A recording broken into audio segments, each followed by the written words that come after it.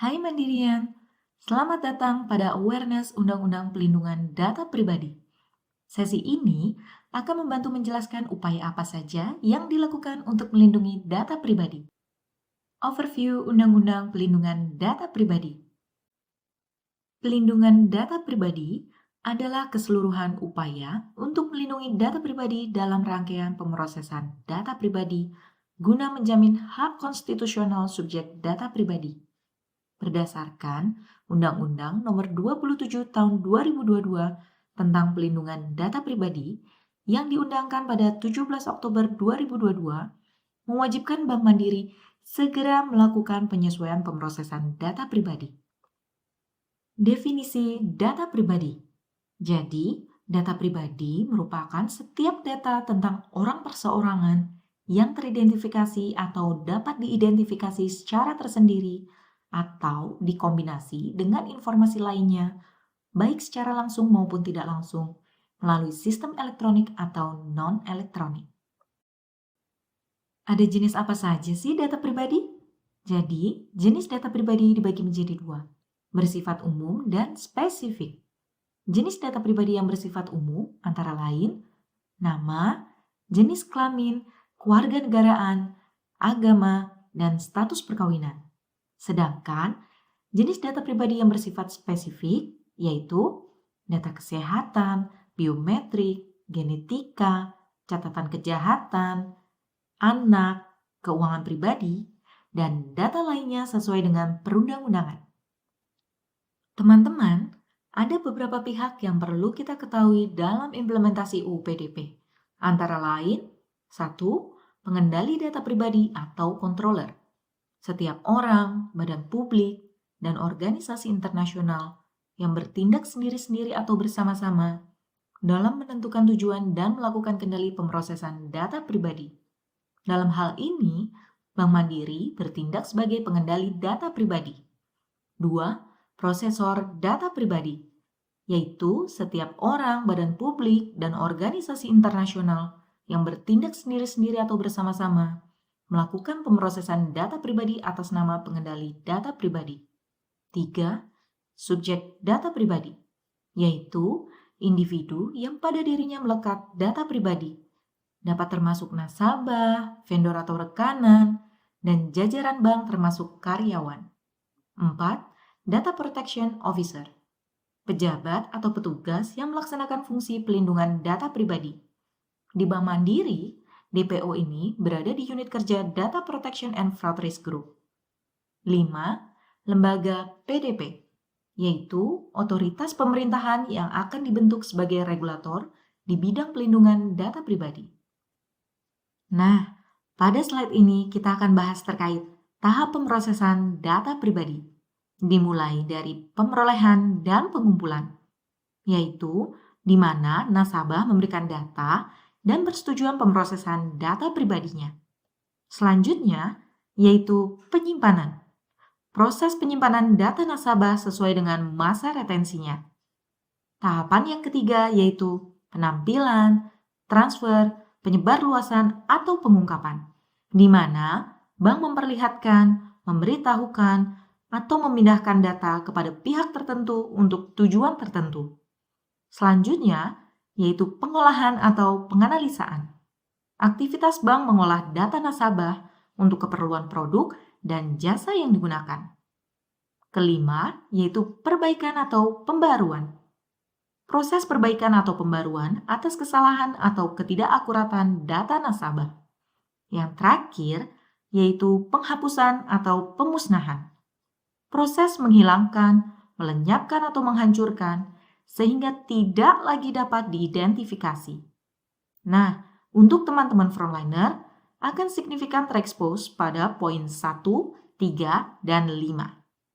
Selanjutnya, kita akan zoom in terkait aktivitas pemerolehan dan pengumpulan, di mana sebelum melakukan aktivitas ini diperlukan dasar pemrosesan data pribadi, di antaranya yaitu persetujuan atau konsen, yaitu persetujuan yang sah secara eksplisit dari subjek data pribadi untuk satu atau beberapa tujuan tertentu.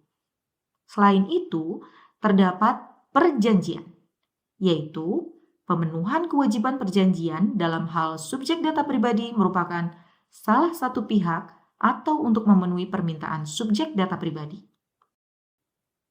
Persetujuan pemrosesan data pribadi atau consent. Dalam memintakan persetujuan pemrosesan data pribadi dari subjek data pribadi, dilakukan dengan terlebih dahulu menyampaikan kebijakan privasi perusahaan. Setelah subjek data pribadi atau dalam hal ini nasabah memahami kebijakan privasi, selanjutnya nasabah akan dimintakan persetujuan pemrosesan data pribadi melalui form consent. Mandirian, poin-poin apa ya yang tercantum dalam kebijakan privasi perusahaan? Jadi, poin-poin dalam kebijakan privasi perusahaan meliputi legalitas pemrosesan data pribadi, tujuan pemrosesan data pribadi, jenis dan relevansi data pribadi, jangka waktu retensi dokumen, rincian informasi yang dikumpulkan, jangka waktu pemrosesan, dan hak subjek data pribadi. Selanjutnya, apa sih isi konsen? Jadi, konsen berisi persetujuan atas tujuan pemrosesan yang berkaitan dengan produk, layanan, dan jasa bank. Selain itu, juga berisi sarana komunikasi pribadi yang dipilih nasabah untuk dihubungi terkait marketing. Form konsen ini disampaikan kepada nasabah untuk disetujui. Persetujuan dilakukan langsung oleh nasabah atau personil yang berwenang. Model persetujuan bersifat dapat memilih untuk disetujui atau tidak disetujui. Kira-kira, apa saja ya risiko pemrosesan data pribadi di frontliner? Kondisi existing pada aktivitas pemerolehan data pribadi, saat ini data pribadi masih bersifat nice to have. Pegawai juga masih mengumpulkan data pribadi secara kolektif terbuka. Masih terdapat pemrosesan data pribadi yang tidak memiliki dasar pemrosesan dan tidak menyampaikan secara jelas informasi serta tujuan pemrosesan data pribadi. Atas hal tersebut, memberikan potensi risiko kepada kita, antara lain risiko ketidaktersediaan dan ketidaksesuaian dokumen underlying, risiko informasi privasi yang diberikan kepada subjek data pribadi tidak memadai, risiko informasi yang dikumpulkan melebihi informasi yang diperlukan, hingga risiko data yang dikumpulkan tidak akurat. Kemudian, kondisi existing pada aktivitas transfer atau penyebar luasan data. Saat ini, tidak ada batasan yang jelas terkait peran dan tanggung jawab pihak terlibat. Masih terdapat pengungkapan data pribadi kepada pihak yang tidak berwenang. Selain itu, pengiriman data pribadi nasabah masih menggunakan media komunikasi yang tidak secure atau tidak sesuai dengan ketentuan. Atas hal tersebut, memberikan potensi risiko kepada kita antara lain risiko penyebar luasan data pribadi kepada pihak lain yang tidak bertanggung jawab, risiko ketidaksesuaian integritas data, dan risiko kebocoran atau kehilangan data. Nah, yang terakhir yaitu kondisi existing pada aktivitas perbaikan atau pembaruan. Saat ini, pengkinian data nasabah dilakukan saat nasabah datang ke cabang atau saat dihubungi oleh bank berdasarkan pengecekan pada sistem. Selain itu, nasabah mengisi formulir pengkinian data dan diinput secara kolektif pada sore hari. Atas hal tersebut memberikan potensi risiko kepada kita, seperti risiko kelalaian pada saat verifikasi, risiko ketidaksesuaian data pada saat input ke sistem, dan risiko kebocoran atau kehilangan data. Teman-teman, ada 3 kategori yang dimintakan persetujuan untuk konsen, yaitu nasabah perseorangan, nasabah badan, dan walk-in customer. Yang pertama, yaitu nasabah perseorangan. Jika nasabah merupakan WNI, formulir menggunakan bahasa Indonesia. Sedangkan jika WNA, formulir menggunakan bahasa Inggris. Keduanya dibagi menjadi konsen nasabah perseorangan dan nasabah perseorangan anak. Kategori yang kedua yaitu nasabah badan, yaitu pengurus atau pihak yang memiliki wewenang mewakili suatu badan. Formulir menggunakan kebijakan privasi dan konsen nasabah badan. Kategori yang ketiga yaitu walk-in customer. Pegawai meminta yang bersangkutan membaca kebijakan privasi, namun belum dimintakan konsen. Bank Mandiri memintakan konsen kepada calon nasabah atau walk-in customer melalui formulir konsen sesuai kondisi sebagai berikut. Jika bertindak untuk dirinya sendiri, maka akan ditampilkan atau ditunjukkan formulir konsen nasabah biasa. Sedangkan jika merupakan anak yang diwakili oleh orang tua atau wali, maka akan ditampilkan formulir konsen nasabah anak. Sanksi dalam implementasi UU PDP. Mandirian, ternyata apabila kita tidak mengimplementasikan pelindungan data pribadi sesuai dengan ketentuan, ada 3 macam sanksi loh yang berpotensi kita dapat. Yang pertama, yaitu sanksi pidana. Sanksi ini dapat berupa pidana denda dan pidana penjara hingga 6 miliar dan 6 tahun. Selanjutnya, yaitu sanksi administratif. Sanksi ini berupa peringatan tertulis, penghentian sementara, hingga denda maksimal 2% dari pendapatan tahunan terhadap variabel pelanggaran. Yang terakhir, yaitu sanksi perdata.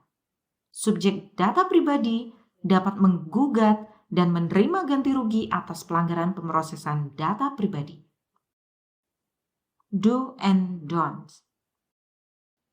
Jadi, apa saja sih yang diperbolehkan dalam penerapan pelindungan data pribadi di Frontliner? Pertama, pegawai wajib menginformasikan dan meminta nasabah membaca kebijakan privasi. Selanjutnya, pegawai memastikan nasabah telah menyetujui konsen. Setelah mendapatkan konsen, pegawai mencatat konsen tersebut pada Old BDS atau New BDS dan menyimpan dokumentasi konsen secara terpisah. Selain itu, pengungkapan data pribadi hanya ditujukan kepada pihak yang berwenang dan pegawai wajib menghapus data yang tidak lagi digunakan. Lalu, apa saja yang tidak diperbolehkan dalam implementasi pelindungan data pribadi? 1. Pengumpulan data pribadi secara berlebihan. Penawaran produk tanpa persetujuan, data clearing tanpa izin nasabah, menyimpan data pribadi di device pribadi, dan menginformasikan data pribadi kepada pihak lain tanpa konsen nasabah juga tidak diperbolehkan.